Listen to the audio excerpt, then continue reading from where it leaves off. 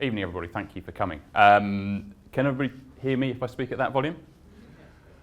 So it's important that you understand a bit about me, so you can sort of understand where I'm coming from. Obviously, that's me. That's the most important person in my life, next to me, which is my wife, Nikki.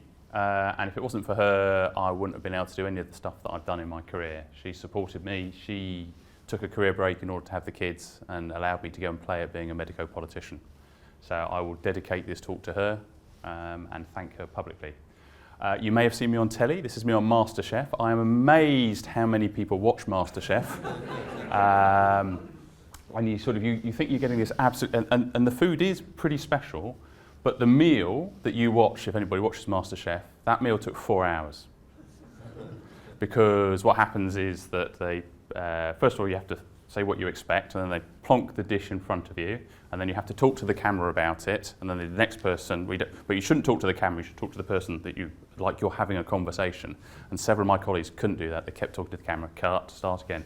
Then when you've eaten it, you then move on to say, how did you feel about that? And you sort of dissect it, and then you wait for the next course, etc. It takes a long, long time. And I haven't always done that, so let's just get, so that's me on my first day in medical school. I learned fairly early on that the best way to handle my hair was to cut it short. And that's me on my 21st birthday in Pizza Hut. And that's probably more akin to my style of eating. So, I'm going to talk a bit about the sort of the current NHS that we're in and why we actually need to focus pretty hard on reasserting that medicine's a brilliant career. People always think that Nye Bevan was the sort of the originator of the NHS. Just say it was Winston Churchill who first had the idea. And it's interesting, when you look at the constitution of the NHS, very little about it is dealing with sick people. The main premise of the NHS was actually about keeping people healthy.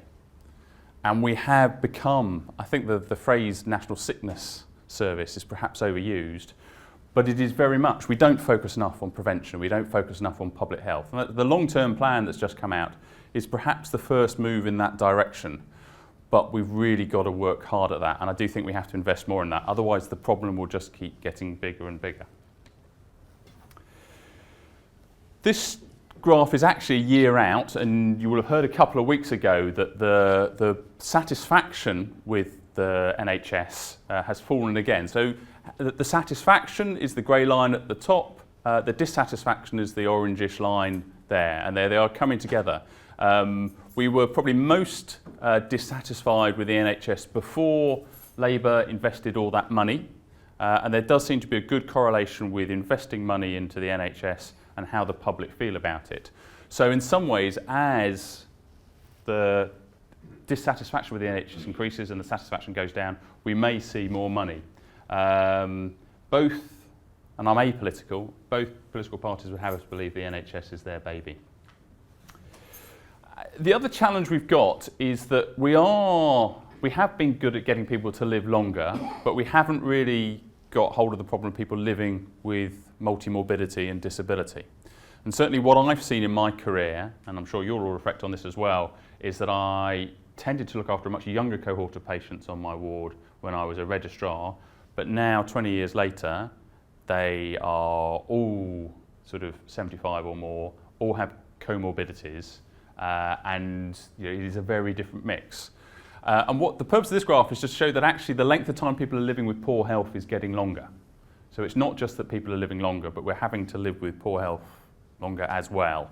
And I think that's a bit of a challenge for us. And perhaps society needs to begin to have conversations about what is a good life.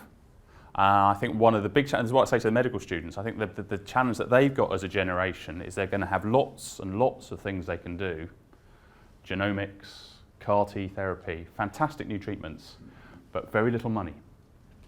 And someone's going to have to decide who gets what and what's important. So if a CAR-T therapy for one person costs £100,000, is that the best use of £100,000? And we would normally rely on government to make those decisions. But given they can't even make a simple decision about where they want to go on holiday next year, I'm not sure we're going to get there. The other thing is that money isn't the entire answer. So the country that puts the most money into looking after their public is the States. And yet, when it comes to life expectancy, I don't think that life expectancy is necessarily the best measure, but you can see that they have got poor. They continue to pour more and more money, yet life expectancy is falling. So again, that comes back to we have to think about prevention. We have to think about public health rather than trying to fix the problem when everything goes wrong. And the UK is highlighted up in the middle. We're probably not the most efficient health service in the world, actually, as is oft cited, but we're not bad. If you can't get to sleep tonight, I recommend you read this. But it's actually quite a useful summary by the CQC of where we're at the moment. So according to CQC, general practice is in a fantastic state. And as you can see, virtually every practice in the country is good, with a few outstanding and very few that are inadequate. Social care is a little worse.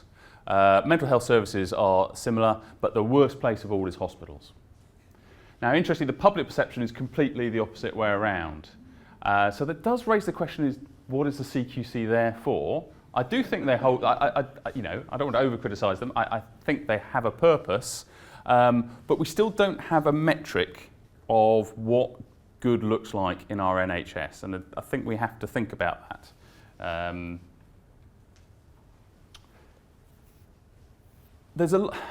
So you will have heard about the sustainability and transformation plans that came out a couple of years ago, and I had the joy for the college when I was registrar of reading through all 44 of them and trying to summarise them so the college could form a position on STPs. And I was staggered by some of the claims that were being made. They were going to reduce A&E attendances by 25%, reduce outpatients by 20%, and this was therefore going to save money and everything, all the boxes would match.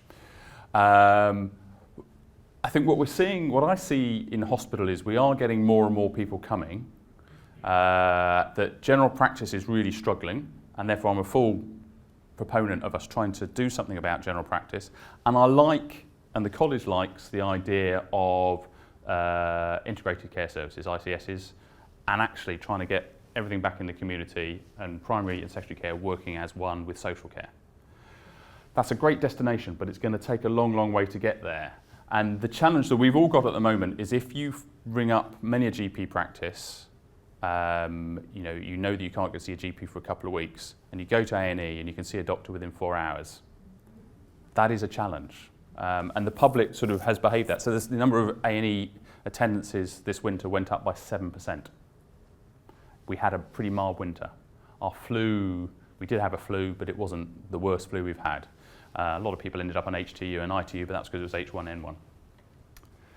So that comes a bit down to then talking about targets, and there's been a bit of a discussion of late about the 4-hour target and things, but just sort of, we think we're quite bad in England, which is the purple line, second up.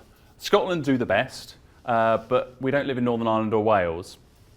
And things are getting worse with time.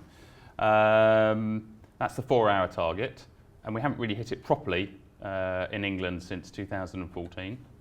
If you look at the cancer targets, they're progressively getting worse over time. Similar sort of thing since 2012, since Lansley's time, they've been getting worse and worse. So the system's under pressure, and I regularly get a thing flashing up on my computer that says the hospital Derby has reached full capacity plan. We're full, all hands to the pump. But it's become one of those things that the alarm goes off and you see it every day, so you don't actually change behaviour. It's become a normal state. And how do we tackle that? I think the other thing is that we do have to look at our own house. And we do have to make sure that what we do is actually as good as it can be. So the Getting It Right First programme, which was started off in orthopaedics and is being rolled out to the other surgical specialties and also into medicine, the idea behind that is that you get a set of metrics to look at that service, and then you get a bunch of clinicians in that specialty to go and talk through a department's results, feedback to see how they can make it better. So this is patients having laparoscopic colorectal cancer surgery. And I just put it up just to show you the scattergun of what's happening in the NHS at the moment. So wherever you are in the country, you have a random Brownian motion chance of having the same rate of laparoscopic colorectal surgery as anywhere else in the country.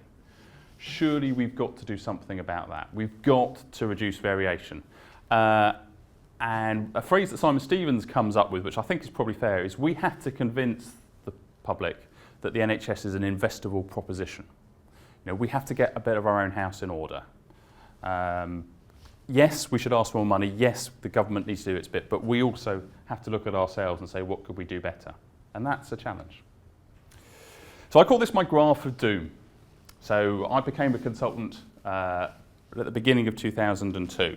So this is all publicly available data, and I've put it back to 100% when I became a consultant. So you can see the green line, which is pretty linearly going up at 3.5% per year on average. That is emergency admissions to hospitals in England. The blue line is the number of emergency beds in hospitals, and that's been going down. So the top one's gone up by about 51%-ish, but that one's gone down by 26%.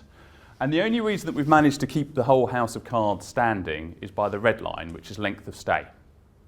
So we've got better and better, making sure ambulatory care services have improved, same-day surgery, etc., etc. For some reason, and I don't know why, the NHS has stopped producing length of stay data publicly. But can I convince you that's now levelling off? And I think that is why the NHS sort of in a graph feels like it does at the moment and feels like a pressure cooker. Is because we're desperately trying to spin round and round as fast as we can to keep this. Because the green line is going to go up. And when I talk to ministers, they say, don't worry, little boy. All this new technology is going to solve all the problems. Activity is going to level off and we'll be fine. The only decent predictor of future performance is past performance, according to the economists. And even if you were to flatten or reduce the gradient by a bit, we've got a long way to go. I'm going to take you down and I'm going to bring you up again. Right?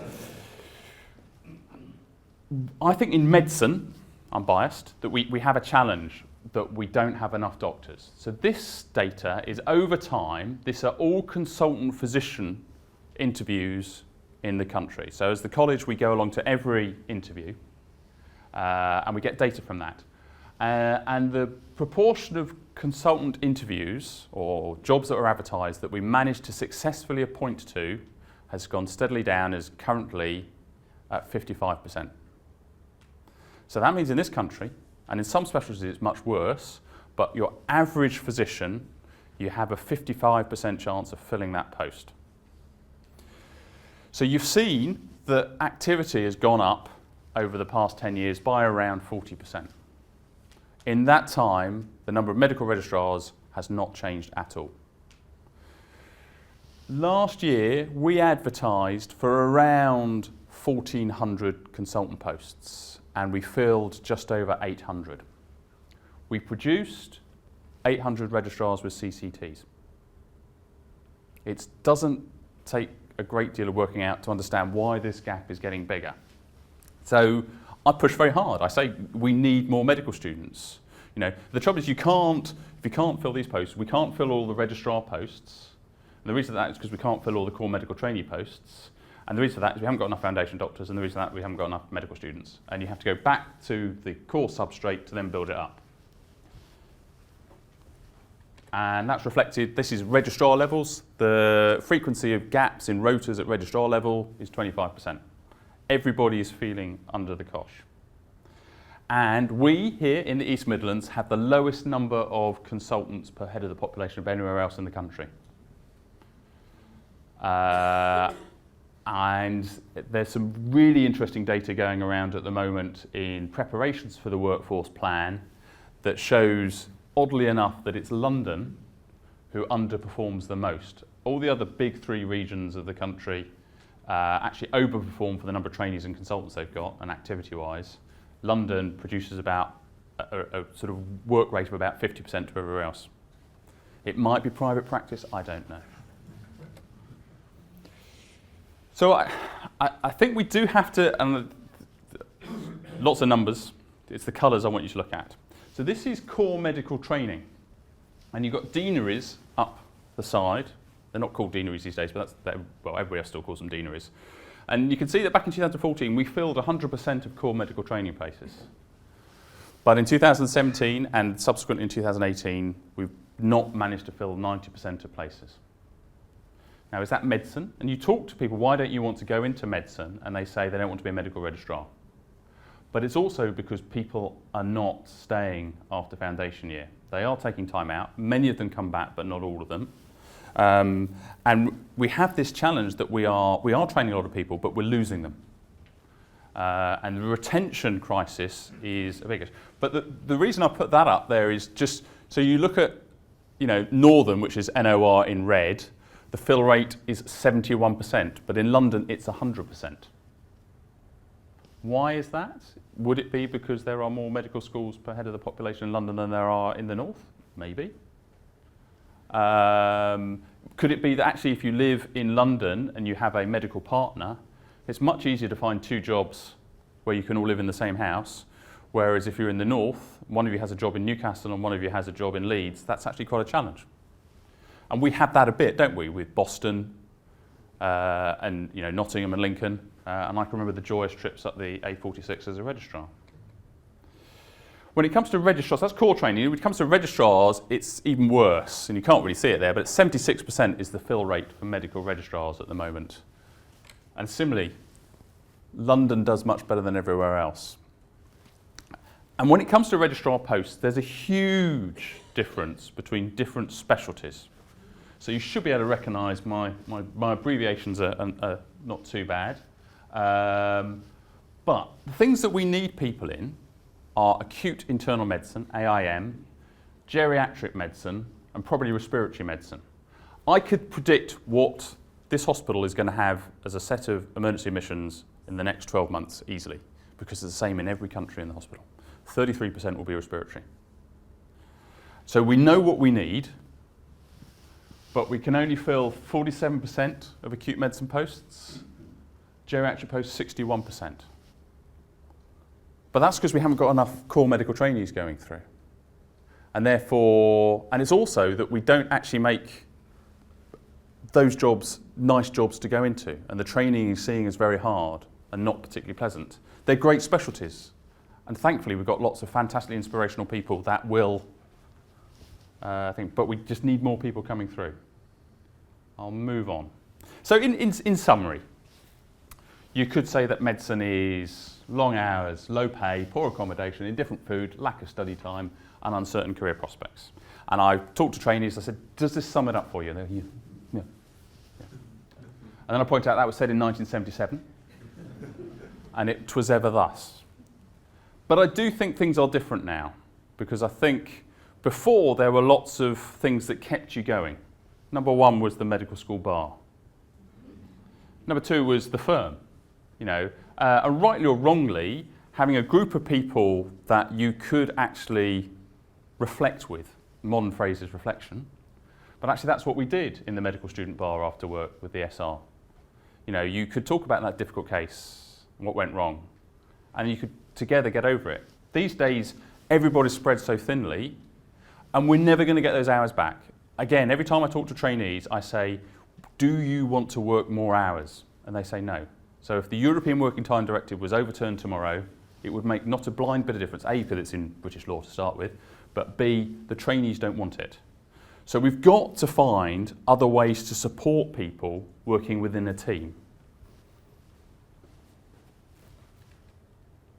I spent a fair bit of time sort of earlier in my RCP career looking particularly at the medical registrar, and we went around the country and we spoke to groups of registrars throughout the country, about 200 in total, and we did sort of 12 focus groups. The first two focus groups, it became really clear what all the problems were.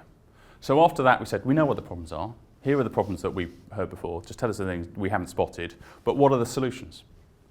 And there were loads of solutions. There are loads of ideas and ways to improve the medical registrar's lot. The trouble is, nobody talks to each other. Nobody shares good practice. And I think that's one of the things the NHS has to get better at. The problems can be summarised thus. Workload. That is your typical medical registrar. teamwork and the lack of feeling of part of a team. I accept that England probably don't feel like that at the moment. Poor quality education and flexibility. Those are the things that trainees want. It's not hard, actually, to begin to plan how you do those. I was in the East Surrey Hospital last week, SASH as it's called these days. They were the trust in the most deficit, with 54 million in the red in 2010. They've just been rated outstanding for whatever, okay, the caveats with that. But talking to the trainees, it was the training experience. They had somebody who was specifically there who looked after trainee well-being. They have a well-being dog, and you can laugh at it, but actually the idea is that if you're having a bad day, you just need a bit of time to go and take the dog for a walk, you can do that. And the feeling that the trust is actually wanting to support both consultants, and it's for all staff, is really important. At the Mayo, they have an office for welfare, which is the first thing you see when you walk into the hospital. And it's open to anybody, and it handles things like money. So if you've got financial issues, they'll help you. And I think we do have to we have to look after our workforce much, much better. Just for a laugh, there he is. And we mustn't, all of the carnage that was created by the Health and Social Care Act, I think is slowly being undone by the changes that are going on. I think that the view in politics is there will be another NHS bill within the next few years. The trouble is it will only be successful if we've got a strong government, and that isn't the case at the moment. But I wouldn't be surprised. It tends to come around every 10 years' time. But if you look at the successful ones, in quote, 48 and 90, they were when there were strong governments and there was money. So when we've got a bit of money and we've got a strong government, I think we'll then see something new in the NHS. But never underestimate the Jack Adcock case and its impact that it's had on the medical profession. Dr. Bauer-Garber was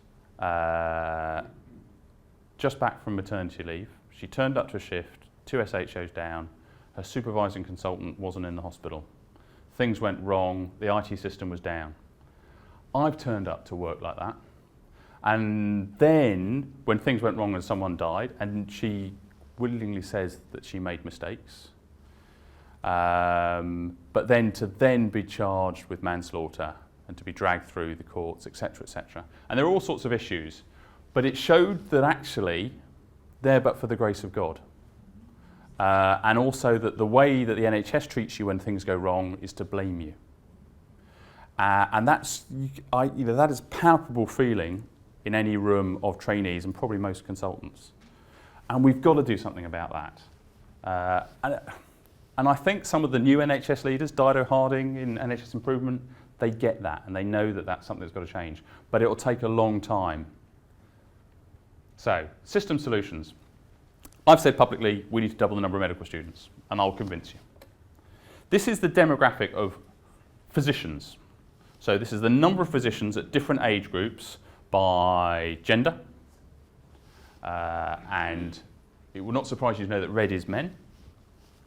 Red is women. So the group that are retiring at the moment, 80% are men. The group that are coming in at the bottom, 50% are men. At the moment, our workforce planning in this country, I use that in quotes as an oxymoron, doesn't take into account any of the different ways that the demographics work. So it's all done on headcount stuff. But actually, we know that 41% of female physicians work less than full time. So you need more people coming in the bottom end to correct for the people that are coming out the top end at the moment. And there are fudge factors you can work out for that. The other thing is, at the moment, 220 people are retiring per year, and this is just from medicine. We know, though, if you come back in 12 years' time, when medical school students will be coming out as consultants, it's going to be 600. So I've shown you that we can't fill all our places at the moment. So if we don't think about the wave coming through, we're in real trouble. So we've got to account for more men and women wanting to work flexibly. We have to account for the increased number of retirements. We have to increase for that straight green line of people going up. And we have to account for loss. So we lose about 15% from entry to medical school to becoming either a GP or a consultant. So we've got to focus on trying to retain those people. And if you do all the maths, that's just to show you that less than full-time working as an entirety is going up and up and up. And I will pass over that because of time. So in the long run, you can do the maths and it's easy, and you spread it out for general practice, for psychiatry, for emergency medicine, all the things that need more people, and you probably need to double. Now, I would hope that we'll get more medical students in the next round of workforce stuff. I don't think we'll get double, but I will say quite clearly, then don't blame us when there aren't enough, because there's going to be a problem. But that only solves the problem for 12 years' time. We've got a little minor trouble at the moment, haven't we? So how do you solve that? So other forms of the workforce, physician associates. Are there physician associates up here yet? Yeah? Okay, so in Derby we've got ACPs. That was the model that we chose to go down. But so when I'm on at the weekend, I will often go around with an ACP rather than a trainee. So that's great. These guys and girls have been working on the ward, they know everybody, they're really good. The trouble with that is we need to be training doctors as well locally, because you will know that most of the appointments that have been made in Nottingham are Nottingham trained. It's very rare you'll recruit people from outside. So we've got to continue to train doctors locally. But again, places where they've got lots of physician associates, they have improved training hugely. And the trainees say, we love them, they've made our lives much better, they've reduced the workload for us, the first one of those, they've made us feel more part of a team, the second one of those, they've improved our training experience, and they've given us more flexibility. So I think both physician associates and ACPs are part of the solution. There are other things, so pharmacists, generally I think pharmacists are better with drugs than most doctors. And we should use that expertise.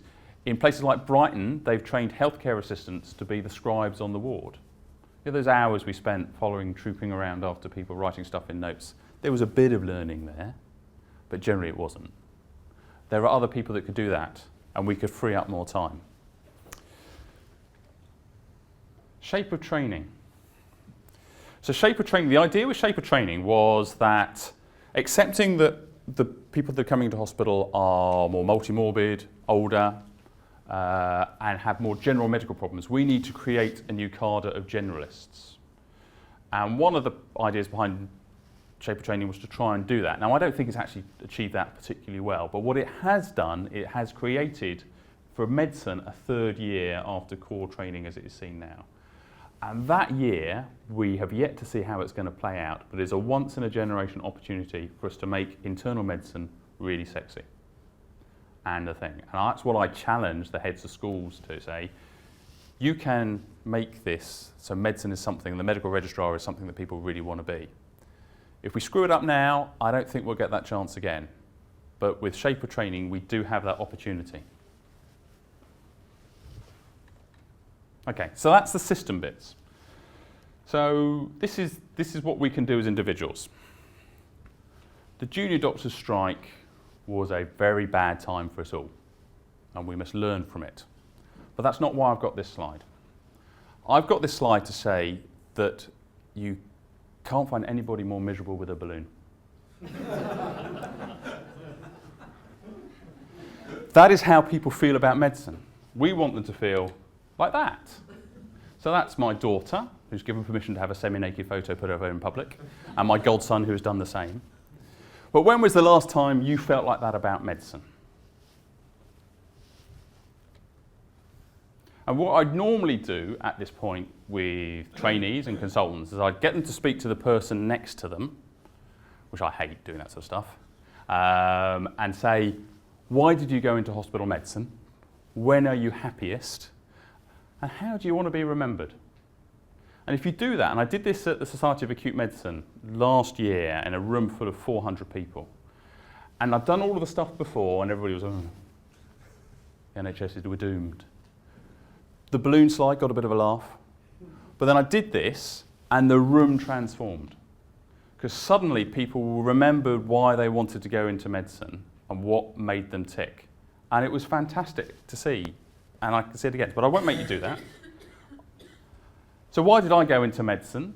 I originally wanted to be a pathologist. My dad was a chemical pathologist. I used to have to sit in his office after school and look at sort of pots of vomit, waiting for analysis on his desk. But what really turned me on was Quincy. And I did my elective in Miami, doing postmortems and going out to murder scenes, and it was fascinating.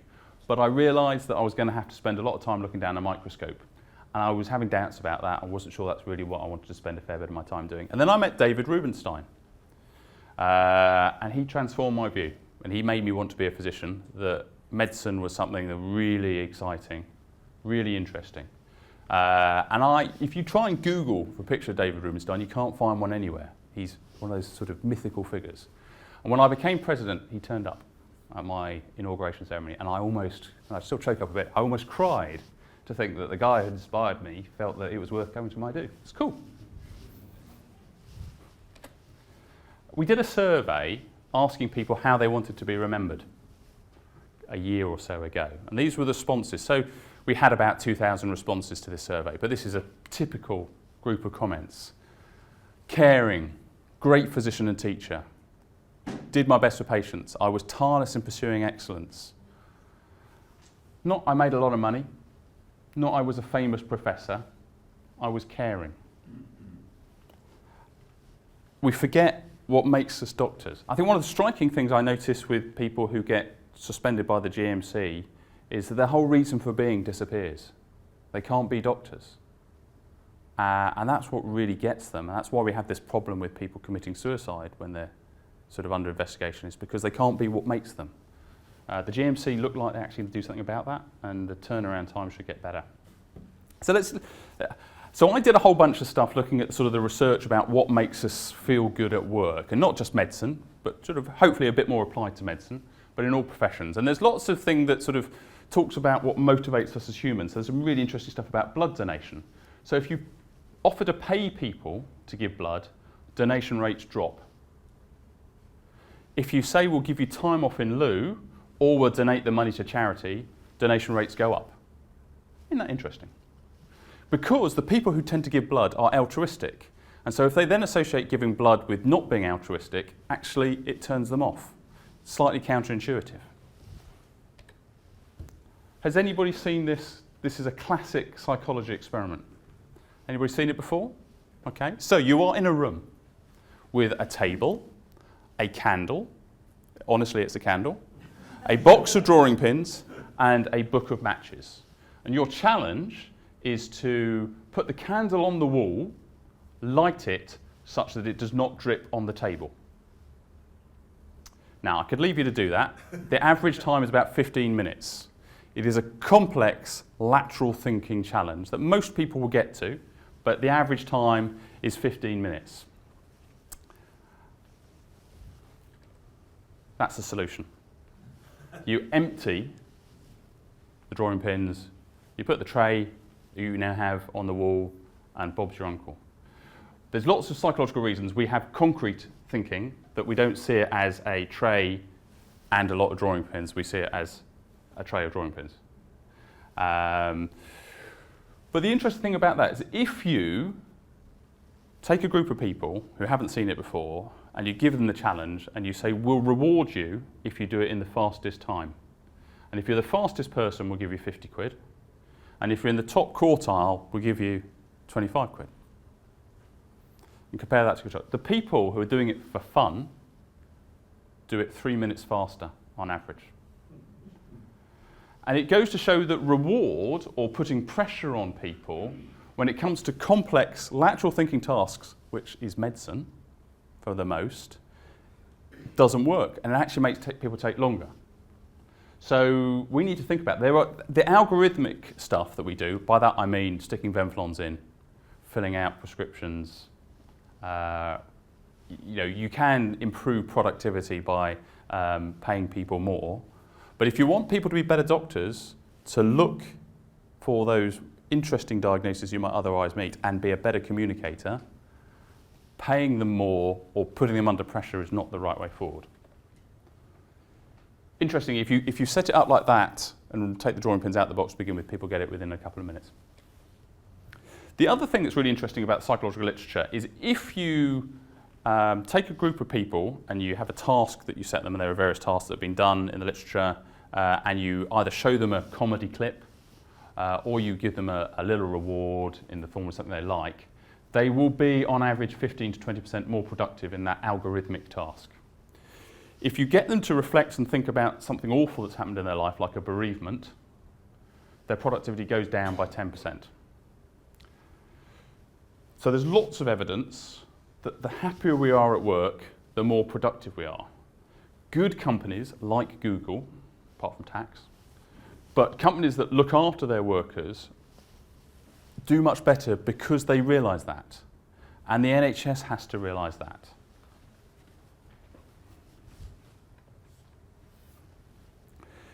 There are several big psychological theories about occupational happiness, but there are two that I really like. This one is perhaps the simplest to understand, is that there are three key features to making us happy at work. One's mastery, that we're really good at something. One's autonomy, that we have control over our career. And the other is relatedness, which means being part of a team and feeling that we're doing good, which is being part of the NHS. Now, if you're a trainee, are you a master yet? Are you autonomous yet? So if you don't have a good team, your whole construct for happiness collapses. So that's why focusing on the team from the point of view of trainees is really, really important, allowing them to be more autonomous and also giving them stuff that makes them more of a master should work. If you want to read more about it, we put all of this. I co-wrote with one of our research fellows the summary of all the quality of research and what we found called Keeping Medicine Brilliant, which is available on our website. But in short, you can identify 8 things that make a doctor happy or sad. So if you've got trainees, I use it as a little tool when I'm talking to them to try and understand where they are at life. Okay? So number 1 is workload. That comes up again and again and again. That's the piles of paper. Number 2 is teamwork. We've talked about that. Number 3 is the environment. Being in a, so this wasn't like this when I was last here, but being in a nice, bright, shiny hospital has an effect. Being in an environment that feels like a good place to work. If you are on a collapsing, asbestos-ridden Nissan hut, like the old endoscopy unit used to be, that doesn't make you feel so good. If you're in a nice, shiny endoscopy unit like the one my brother helped design, you do actually feel much better. The leadership at the top cannot be understated. The well-performing NHS organisations in this country do have very effective leadership. And like Premiership football managers, they've been there for a long time because they're successful. This cycle of changing the top of the organisation that we have in the NHS doesn't work. People have to understand the type of person they are. You have to understand whether you are, a instant gratification or a person that needs lots of detail. You have to know yourself. And you also have to understand what you want from your career, because if the job you're in isn't supporting either your personality or suited to your personality or isn't supporting your career aspirations, you will not be happy. Home life. You've all seen it. You've seen a colleague or a trainee who's been fantastic and suddenly they go off. And more than likely, something bad's happened at home. But you can't discuss that with them unless you know them. And I'll come on to that. And the last thing, which is sort of a little hobby horse of mine, is what's currently called the second victim syndrome, which I think is an awful name, and they've got to find a better name for it. But it's the derailing process that happens when something bad goes wrong. So I'm a gastroenterologist. I take out polyps. When something goes wrong, a person bleeds or they get lots of pain and they end up coming to hospital, I feel bad about it. I worry about it overnight. But it's a fairly small thing. When a patient of mine dies because something's gone wrong, a drug error's been made, and I'm then having to go through a SUI or having to deal with some very angry relatives, that derails me completely. And I spend a lot of time in the middle of the night reflecting on that. And we forget that when things go wrong, that actually has an aura on the people that are involved with that. And we've got to think about that in our colleagues and how we support them through that. And again, that's what it comes to networks. Yeah, so it's called second victim, but we've got to find a better phrase for it. It's collateral damage. It's interesting, in the same survey asked about how do you want to be remembered, we asked about how do you feel valued. By patients, 78% felt valued more than 50% of the time, colleagues, 70%. The hospital. So again, it's the culture, it's the environment. So my little tips to finish off that I sort of try and inculcate into people. So number one is beware the shadow you cast. I've done lots of appraisals and revalidation cycles in my career so far, but when I was registrar at the college, I went on a specific leadership program, and I had a whole day where previous to that, they'd done 120 question, 360-degree appraisal from about 50 people. And I sat down with a psychologist for a day, going through it all. And that started off saying, you're obviously quite an outward-going bloke. You've achieved a lot, and it's all positive feedback, but we're empowered. And then, damn it, she was good at her job, because she really began to get under my skin and see where my problems were and what the things were that derailed me. I learnt more in that 24 hours about myself, and I've been a much more effective doctor, husband, and hopefully leader since that. Because I now know that one of the key things is when I'm busy and when I'm stressed, I retreat to my man cave a bit. I'm less of the person that you've just seen and watched, and I'm much more of a, come on, let's get on with this. Come on. Right. And if you're on my team doing a ward round, that reflects on them. Everybody's face drops, and the patients can see it. You know the patients in the bed can see how the team is functioning around them. If there's a bit of banter, the team's working well, people are challenging each other with good questions, and they're excited to be there. But if everybody's down because the boss has been a bit of a grump, it doesn't work. So I try, but I also say that this isn't just about consultants, this is about registrars, the teams that are around you, and the medical students. Beware the shadows. So when I'm on call at the weekend, I now have to do a bit of cognitive behavioural therapy.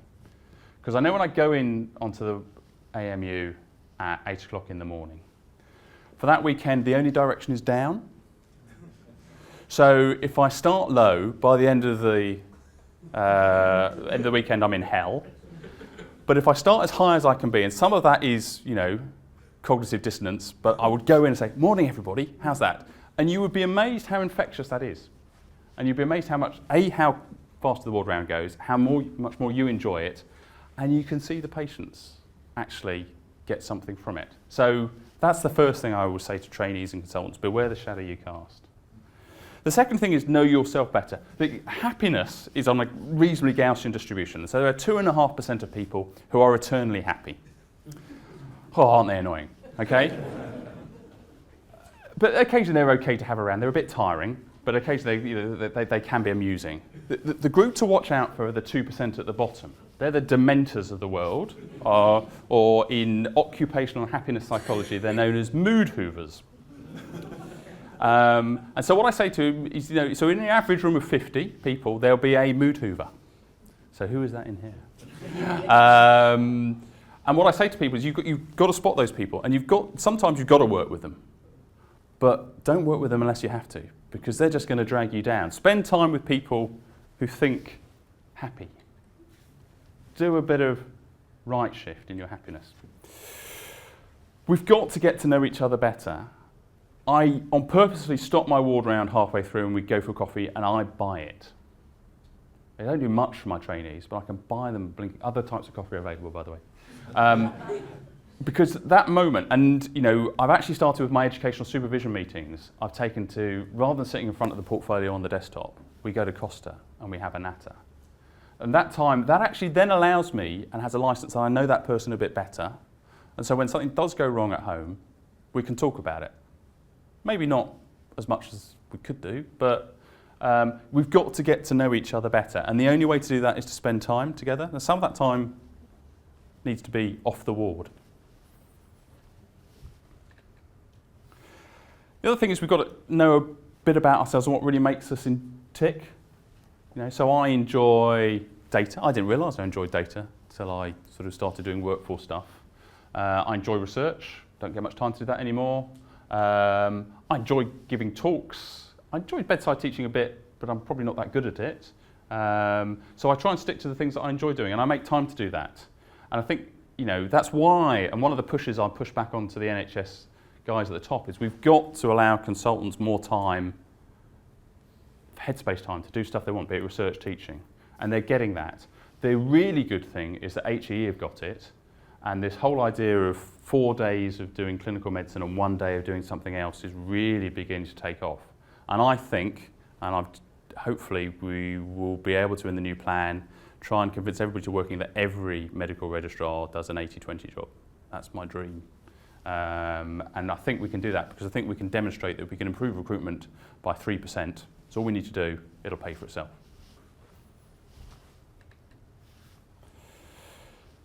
Some people can't, you know, being a doctor is what it's all about, but you know, the principles are the same in everything. Don't shout at the crops. They don't grow any faster. It's not the crop's fault they're not growing fast enough. It's because you haven't watered them. It's because you haven't fertilised them. It's because you haven't taken out the obstructions, the weeds. And you know, you've got to plant in the right place. If you plant on rocky ground, plants aren't going to grow well. You've got to give them the right environment. And that there are good years and bad years. That not everything is roses. I'll pass over that. I met the Queen last year when we were 500 years old in the college. I think she's got early dementia. But Tash is a better judge than me, I suspect. But she was amazing. Even to the most hardened Republican, she could work a room like nobody I knew.